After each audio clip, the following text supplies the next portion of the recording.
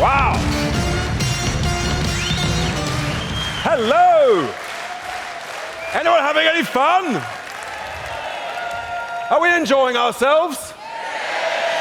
What a party. What an amazing, amazing group of brilliant, wonderful reformers.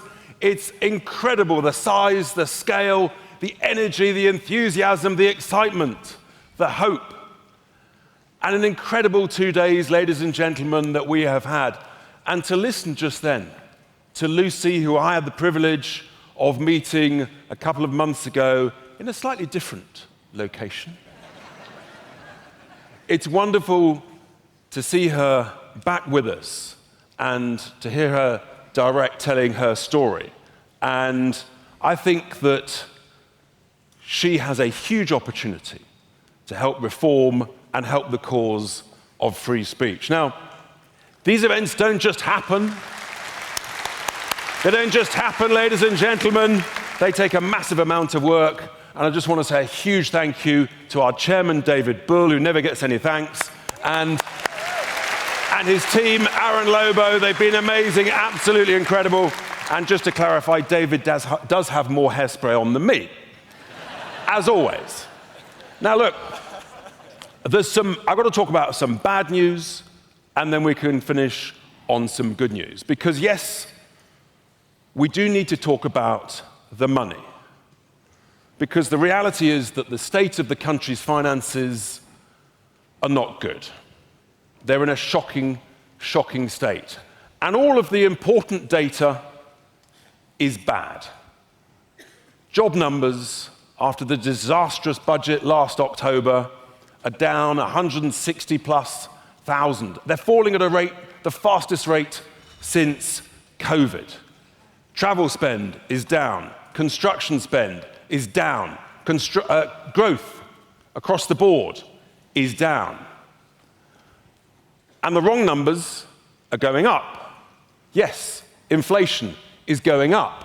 We've got the borrowing costs are going up. The amount of borrowing is going up. All of these numbers are heading rapidly in the wrong direction. And just this week, we hit a 30-year high in the cost of the government borrowing money for 30 years. It peaked at about 5.75%. I know I'm a bit anarchy about this stuff, but it matters. And basically, the bond markets are applying what they eloquently call the moron premium to our Rachel from complaints. Or was it a Counselly? I'm not quite sure, but the point is, the bond markets do not trust this government at all.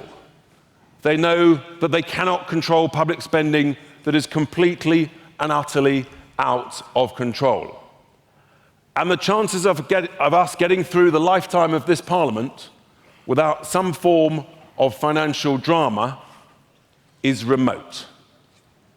And I've been speaking to a lot of people very close to the market, and it's a bit tense, it's a bit difficult, to say the least. That's the bad news. The good news, folks, is that actually a reform government will be a strong government under the brilliant, courageous leadership of Nigel Farage.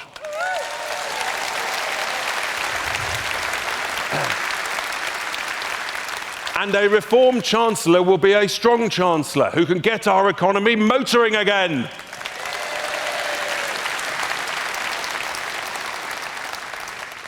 You won't see a reform chancellor crying on the front benches. And the reality is that we know what is needed to get the economy motoring. We've got to cut the vast amount of wasteful government spending. We've got to get rid of the vast, incredible amount of daft, useless regulations, many of them from our friends, our old friends, the EU. And if we achieve those things, then we can afford what I call performance-related tax cuts. That gives a direction of travel of how we can motivate and enthuse and inspire. And the remarkable thing, folks, is that we're already having an incredible influence. I mean, apart from the fact that we exceeded everybody's expectations in the May elections controlling 10 councils, the biggest party in another 3, over 800 councillors. No one thought that was possible. But on some of the biggest issues of the day, we're leading the way. So on the issue that the Bank of England is voluntarily paying interest unnecessarily to the rich city banks, I raised it. They scratched their head, what the hell's Tice talking about? Then they looked into it, good Lord, he's right. I wrote a 3-page letter to the governor of the Bank of England.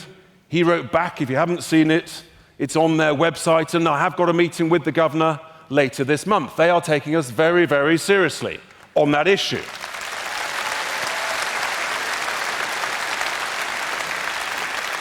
You know what's extraordinary? You can have a scrutiny committee in a council monitoring £5,000 of expenditure, but you can have a monetary policy committee and a governor of Bank of England making decisions about £100+ billion with no scrutiny from Parliament of any sensible, meaningful kind. It's absolute insanity, complete insanity. So we're having an influence there. And then the second area where we're having an influence, and where once again we got the numbers right, is on our good old friend, net stupid zero. And it's important to remember, 3-word slogans matter. And it's lovely to see steam oozing out of the ears of Red Ed Miliband when I gently raise it with him politely in the House of Commons. The penny is dropping with people. Contrary to what they said, the bills are going up, they're not going down.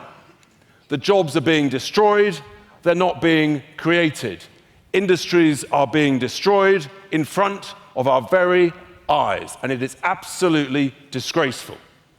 Just in Lincolnshire alone, Andrea and I, she's doing a brilliant job as mayor, by the way, as is Luke. Andrea and I have been working incredibly hard to try and save thousands of jobs based around the Lindsey oil refinery, which this government, in its ideological stupidity, seems to want to close. We've actually introduced potential bidders to this process. That's how we get stuck in to make things happen and to save jobs. In the same way that, frankly, it was because of Nigel and I that British Steel was saved. So we are having a huge influence. We wrote a letter to all of the potential investors in what they call allocation round 7. That rolls off the tongue very nicely. Which is all about more renewable offshore wind farms and solar farms and all the likes. We said, you're on notice. We don't want you signing big, long contracts at ever higher bills. You are on notice that we do not consider your contracts from here on valid. This is a con. We're being misled. We're being lied to.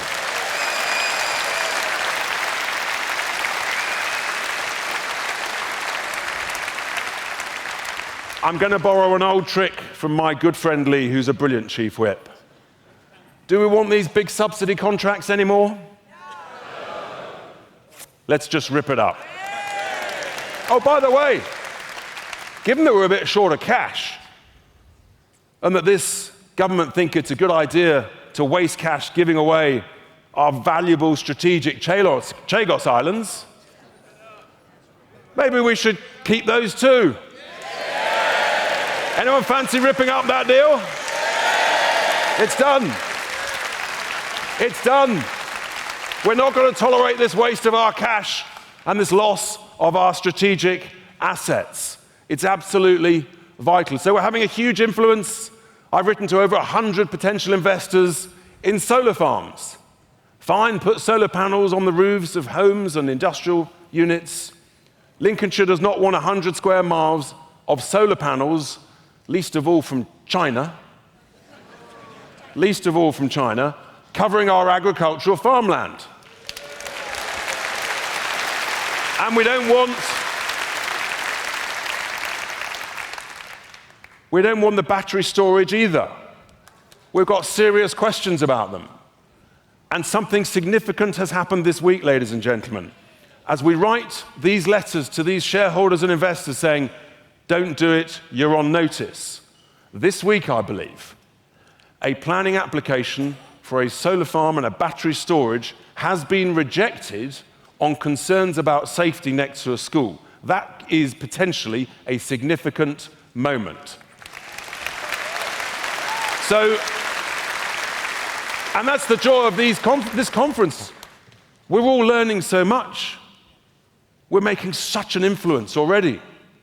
They never thought it could be done. They never thought we could be polling in the lead and all this. But actually we are shaping and influencing how investors think. And that's absolutely vital. So on the one hand, we could save money with the Bank of England. On the other hand, when I said net zero was costing 30 billion of taxpayers' cash, they scratched their head. They said, no, Tice, you're not right there. A year later, the OBR caught up with us. And they did their numbers, and they came up with, guess what? 30 billion. Even our old friends at the Climate Change Committee, they're not our friends, by the way, they said, give or take, it's a similar number. So actually, we're quite good at this stuff. It turns out we're right on the numbers. So when I said last year and before the May elections with others that we could save £5 in 100 on wasteful council and government spending, all the commentators and the journos said, don't be ridiculous, Tice. You can't do it, it's not there. And we said, we all know it's there. And sure enough, this Monday, I exposed the scandal of the mismanagement, the overcharging, and the underperformance of the local government pension schemes. And, I mean, this is like, it's like looking down, deep down the back of the sofa. You just dig deeper than anybody else and you find a pile of cash. My God, there's like 8 to 10 billion quid under the sofa. Is that useful? Would that help create a brilliant world-leading social care system and provision in our councils across the country? Is that what we want? Or would you rather be on the side of the rich city investment managers? I didn't think so. So we are hard at work. This is literally reform at work. We're getting stuck in, and we're only 3.5 months into these councils. Imagine what we could do in 3.5 years. Imagine what happens if people listening and watching say, I'd quite like you to run our council, please, next May. Because then we can do the same. And so this stuff is really, really significant. And then we've got all the property portfolios and assets owned by these councils. And from the early stages of what information I've got already, frankly, the mismanagement of those is woeful. So the waste is everywhere. We're after it. Now, there's been a bit of chat recently about this thing. There's a jab flying around. And a jab that sort of helps reduce the size of our waste. So I thought, well, maybe, should we apply a bit of the old Wegovy to slim down the civil service?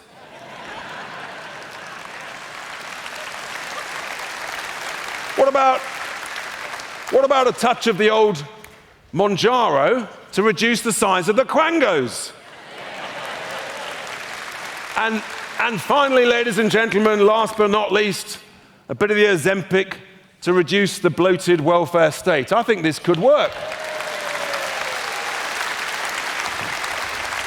So there's massive amount of waste to cut out of the system. And I know that only reform can achieve that, because we have been round the block. We've got incredibly successful people in the party at the moment and joining us as we speak. And therefore, we know that actually we can also cut the vast amounts of unnecessary, daft regulations. Now, I want a bit of audience participation here. Hands up, anyone who likes GDPR. Anyone? Not a single hand up amongst 4,000 people. Quite right, it's a nightmare. You're always on your phone. Yeah, go away, cookies. And do you know what it affects most? Healthcare. I talk to people in healthcare, and it's a major, major problem. That brings me on to the other problem. My friends, aren't they lovely? My friends, the bats. I spoke last time about the £100 million batshit.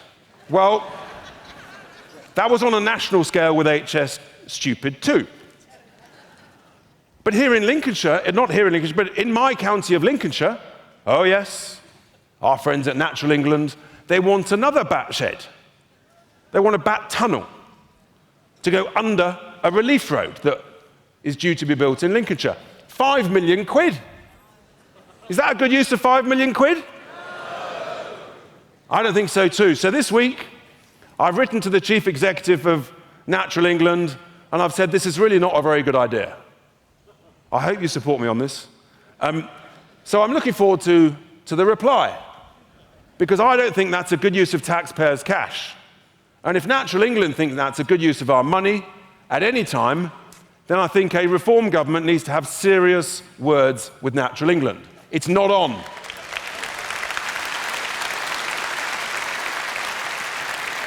And there's a whole bunch more. What I know, folks, what I know is that this level of influence, shaking things up, disrupting people, challenging people, stopping the rip-offs. You see, essentially, we're now negotiating hard on behalf of the taxpayer. And bluntly, I think there's nobody better than us to do just that. And when we achieve this, when we achieve those savings, we cut the regulations, we can tell our friends in the bond markets, we told you so, this is how we can afford to cut the taxes on a sort of performance-related basis with a direction of travel so that we can get the economy motoring even more. I want 2.5%, 3.5%, like we used to have in the 80s and 90s. That's what makes us better off. That gives us the revenues to get the debt to GDP down. That then drives proper growth and prosperity and more money in our public services.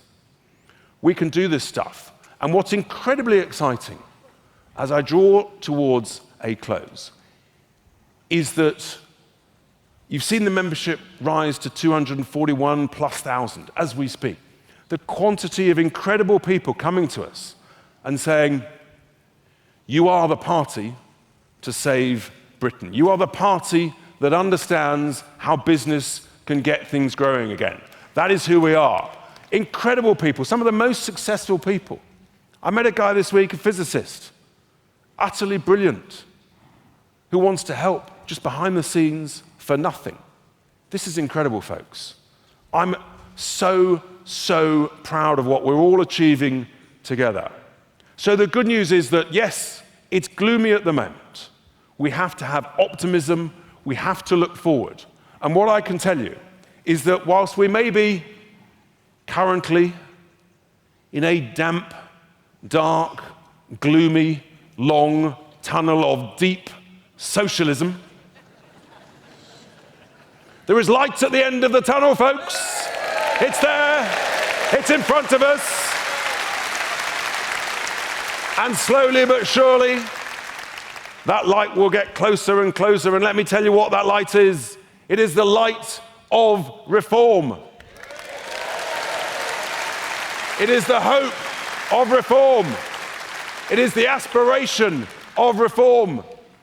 It is the confidence and the belief of reform. Do you fancy a bit of that? Yes. Do you think the country wants a bit of that? Yes. Do you think that's the reason we're leading in the polls? Yes. Folks, do you want to save our United Kingdom? Yes. Do you want to make the United Kingdom great again? Yes. And let's just check here. Would you like to see Nigel Farage as our next Prime Minister? Yes. Then welcome him to the stage. Thank you.